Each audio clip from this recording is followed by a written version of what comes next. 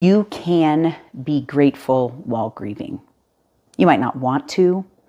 It might seem impossible or hard. And maybe even right now, you just can't. And if you're in that position of you just can't, I challenge you to go seek some help with that. But when you are grieving, you can find gratefulness. You can choose to find those things. You can believe that they're there. The culture of like self-improvement and law of attraction makes gratitude like it cures everything. And that is not what I'm saying. That has not been my story. But I have found 3 things that work for me to try to find that gratitude. And I remember when Johnny's death happened, he was one of my adopted sons. And I immediately went into, I can do this. I understand gratefulness and gratitude and finding the positive and cognitive behavioral thought processes. And I did that, and I believed in them, and I was grateful for his sisters. And I was grateful for the small amount of time that we had him in our lives. And I believed that if I just poured my love out to his sisters, that they would be able to be healed. And that's not how it happened. They had to work out their own grief and trauma, and it was in a very negative way. So it didn't work at that time, right? But I was able to find moments and continue on my journey.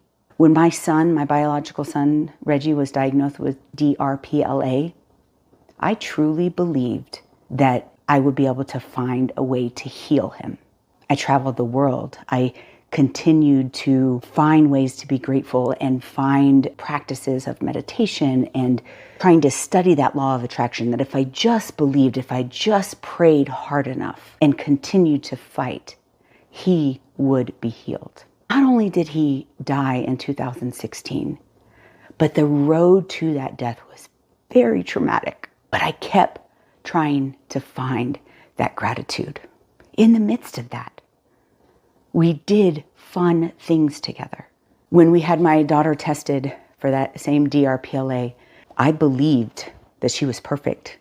I was grateful for how healthy she was, and that the test was just going to confirm that she did not have DRPLA. But it came back positive. But I continued to be grateful that she wasn't sick. She was 1 year younger than Reggie and not sick at all. But then she started seizing at age 11. But she was a responder, and I found that gratitude. And every time we would start a new medication, she would go 6 months or longer without a seizure. She never had to spend the night in the hospital. And I was so grateful that her presentation was not nearly what Reggie's was. And so I believed that she would have more late onset like her father and live into her 30s, 40s, 50s. And she died in her sleep December 14th, 2021. So I know a little bit about grief and gratitude. And it would be really easy for me to just say BS. Why focus on the positive? Why find those things? It keeps me going. It keeps my purpose and their purpose alive. But it is not easy. And I know you don't want to do it. But here's 3 things that I have done over this last 17, 20 years. 1, keep it simple. Stop overthinking when it comes to trying to find those gratitudes, right? Because if you think of the big picture of my life, of your life, of all of the things that have happened, it's hard to find that gratitude. But when I find myself going down that road, I stop and keep it simple, remembering the joyous times. I would not give up the time that I had with my children to not have gone through this pain. And that's what it means to find gratitude in grieving. Yes, it hurts to have lost that person, but stop overthinking, bringing it down to the simple fact of this is a loving relationship that you would have never given up. Number 2, believe that you can. And this is where the self-improvement and the law of attraction and all of that, like in cognitive behavioral therapy, what you believe is true. But the only thing we can control is ourselves and our mind and our thoughts. And so if you believe that you cannot find gratitude, you won't find gratitude. So the second thing is believe that you can.